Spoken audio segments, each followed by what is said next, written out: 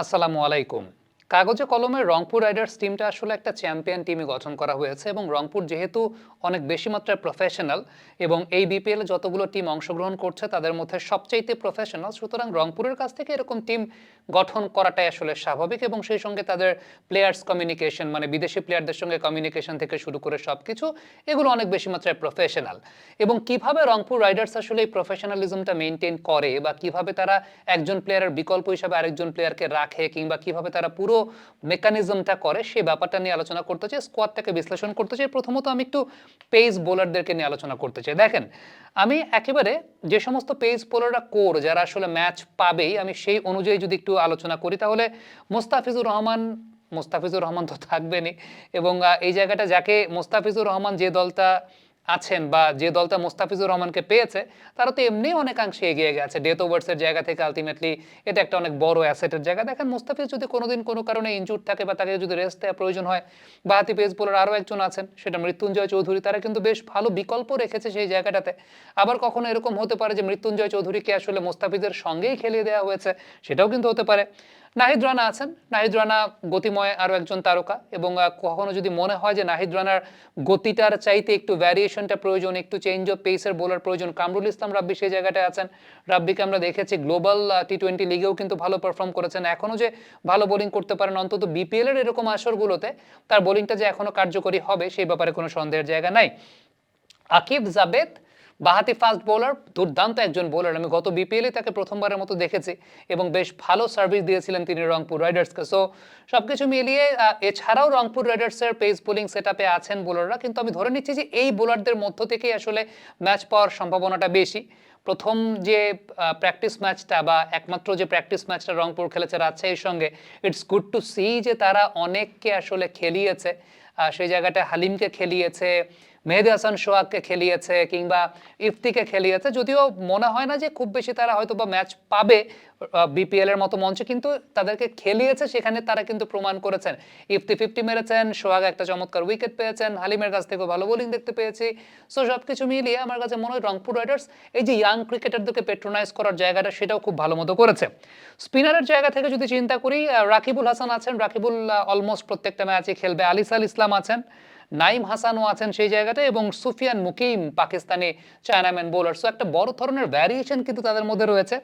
আলিস initially match খেলতে পারবে কি পারবে না এখন পর্যন্ত জানি না বা বলতে পারছি না, কারণ আলিস একটা বড় ইনজুরি থেকে প্রত্যাবর্তন করেছেন। কোন শেপে আছেন সেটা একটা বিষয়। অলরাউন্ডারদের তালিকা যদি আমরা একটু খেয়াল করে দেখি, দেখেন কাইল মায়ার্স মানে ম্যাচ এরাই জেতাবে, আসলে ম্যাচও এরাই জেতাবে, টুর্নামেন্টও এরাই জেতাবে। কাইল মায়ার্স নতুন বলে 2টা উইকেট নিয়ে দেবেন, নো ডাউট অ্যাবাউট দ্যাট। ব্যাটিংয়ে কাইল মায়ার্স যেদিন দাঁড়াবেন ওদিন আর কারো দাঁড়ানোর প্রয়োজনই নেই, আর কারো ব্যাটিংও করার প্রয়োজন নাই। So Kyle Mayers is something else এবং বিপিএল এর মতো জায়গায় কাইল মায়ার্সের মতো একটা সার্ভিস থাকা মানে আপনি 60-70% এগিয়ে গেছেন। ফাহিম আশরাফ বোলিং আসলে উইকেট নেবে, এই কন্ডিশনটা ফাহিম আশরাফ খুব ভালো জানে এবং কেন জানি বাংলাদেশের ব্যাটসম্যানরা ফাহিম আশরাফের বল খেলতেই পারে না। এখন খুশদিল শাহ আছেন সেই জায়গাটাতে, লাস্টের দিকে লোয়ার মিডল অর্ডারে একটা ফায়ার পাওয়ার জেনারেট করবেন, বোলিংটা সেই জায়গাটায় আছে। সব কিছু মিলিয়ে চাচা ইফতেখার আরও একজন ক্রিকেটার যিনি মিডল অর্ডারে ইনিংসটাকে বড় করবেন, রান মানে ইনিংসটাকে টেনে নিয়ে যাবেন, বড় করবেন, ডিপে নিয়ে যাবেন। সব কিছু মিলিয়ে আপনি দেখেন এই ক্যাটাগরিটাই রংপুর রাইডার্সকে আসলে টুর্নামেন্ট জেতাতে পারে। এই ক্যাটাগরিটাতেই সব কিছু লুকিয়ে আছে। রংপুরের ম্যাজিকের জায়গাটা এইখানেই, তাদের বিদেশি প্লেয়ারদের যে কমিউনিকেশন এই জায়গাটাই আসলে তাদেরকে অন্য সবার চেয়ে আলাদা করেছে। ব্যাটারদের তালিকায় লিটন কুমার দাস, নুরুল হাসান সোহান, দাবিদ মালান, মাহমুদুল্লাহ রিয়াদ, তাওহিদ হৃদয়। লোকালদের থেকে চিন্তা করলে লিটন কুমার দাস, তাওহিদ হৃদয় মানে বাংলাদেশের বেস্ট অপশন কি হতে পারে সেই জায়গাটায় আপনি যদি চিন্তা করেন। মাহমুদুল্লাহ রিয়াদের মতো একটা এক্সপেরিয়েন্সড ক্যাম্পেইনার সেই জায়গায় যখন যুক্ত হচ্ছেন বিপিএল এর মতো মঞ্চে, হ্যাঁ ইন্টারন্যাশনাল ক্রিকেট অনেকদিন আগে ছেড়ে দিয়েছেন, বাট বিপিএল এর মতো মঞ্চে মাহমুদুল্লাহ রিয়াদ সেই জায়গাটা থাকা মানে এটা বাড়তি কিছু। দাবিদ মালান শুরু থেকে অ্যাভেলেবেল থাকেন, টুর্নামেন্টের শুরু থেকে একেবারে এলিমিনেটর কোয়ালিফায়ারের আগ পর্যন্ত মালানই ম্যাক্সিমাম ম্যাচে নিয়ে যাবেন আর কি আসলে রংপুর রাইডার্স। কারণ যে সমস্ত কন্ডিশনে এখানে খেলা হয় সবসময় তো মারা যায় না, বিশেষ করে দিনের যে ম্যাচগুলো এই ম্যাচগুলোতে ইনিংসটাকে বড় করবেন দাবিদ মালান। নুরুল হাসান সোহান আছেন। তবে রংপুর একটা বড় প্রবলেমে পড়বে যে আপনি বেস্ট 11 যখন সাজাবেন, আসলে রংপুরে বেস্ট 11টা কিভাবে সাজাবে? কারণ অলরাউন্ডারদের ক্যাটাগরিতে যদি কাইল মায়ার্স, ফাহিম আশরাফ, কুলদীপ শাহ, ইফতেখার চারজনই অ্যাভেলেবল থাকেন, দাভিদ মালান সেই জায়গাটায় কিভাবে অ্যাকোমোডেট হবে? আকিব জাবেদকে তারা কিভাবে খেলাবে?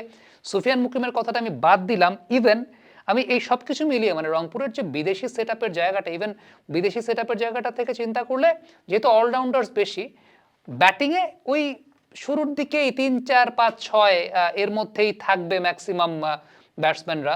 সো সেই জায়গাটায় আপনি আবার যদি তাওহিদ হৃদয়কে অ্যাকোমোডেট করেন, কাজী নুরুল হাসান সোহান যদি খেলে, মাহমুদুল্লাহ রিয়াদের এই জায়গা মেনটেন করাটা রংপুর কিভাবে করবে? এটা একটা অনেক বড় চ্যালেঞ্জের জায়গা হবে আমার কাছে মনে হয়। সেক্ষেত্রে কি তারা স্পিনার ড্রপ করবে, ওই পাশ থেকে আলিসাল ইসলামকে খেলাবে না ইনিশিয়াল স্টেজে? এমনও হতে পারে যে হয়তোবা তারা একটা স্পিনার বসাচ্ছে, অথবা আকিব জাবেদকে খেলাচ্ছে না, সেই জায়গাটায় হয়তোবা কোনো একভাবে তারা বিষয়টাকে মেনটেন করবে। মাইন্ড ইট, কাইল মায়ার্সকে কিন্তু শুধুমাত্র নতুন বলেই ব্যবহার করা যাবে, কাইল মায়ার্সকে কিন্তু পুরানো বলে ব্যবহার করা যাবে না। সব কিছু মিলিয়ে রংপুরকে উল্টো একটা প্রবলেমে পড়তে হতে পারে, একটা মধুর সমস্যায় পড়তে হতে পারে যে আসলে কাকে রেখে তারা কাকে খেলাবে, কিভাবে তারা স্কোয়াডের লাইন আপটা ব্যালেন্স করবে, 11 জন কিভাবে সেট করবে। কারণ দিন শেষে এরকম টিমগুলোর একটা বড় প্রবলেম হয়ে যায় যে যখন একটা vast number of quality players থাকে, সেই জায়গাটায় সব প্লেয়াররা আসলে ঠিকঠাক মতো নিজেদের ডেলিভারটা করার রাইট প্লেসটা পান কিনা, সেটা একটা প্রবলেমের জায়গা থাকে। আমার মনে আছে একবার অস্ট্রেলিয়ার সঙ্গে ওয়ার্ল্ড একাদশের একটা ম্যাচ হয়েছিল, এবং সেই ম্যাচে মানে ওয়ার্ল্ড একাদশে তো সবাই তারকা, কিন্তু এই এত তারকার ভিড়ে রাহুল দ্রাবিড়কে ব্যাটিং করতে হয়েছে 6 নম্বরে, 7 নম্বরে। এই যে জায়গাগুলো, যে 6-7 নম্বরে তো রাহুল দ্রাবিড় তার বেস্টটা দিতে পারবেন না। সো ফ্যাক্টটা ওই জায়গাটা যে রংপুরকে আসলে কম্বিনেশন ওয়াইজ চিন্তা করতে হবে যে তারা কিভাবে স্কোয়াডটাকে সাজাবে, কিভাবে বেস্ট 11টা খেলাবে। সো এই জায়গাটা তারা একটা মধুর সমস্যায় পড়তে যাচ্ছে বলে মনে হয়। আদারওয়াইজ রংপুরের টিম তো রংপুরের টিম, মানে এটা এর থেকে তো ভালো টিম আর হয় না। কমেন্ট বক্সে আপনাদের মন্তব্য জানতে চাই।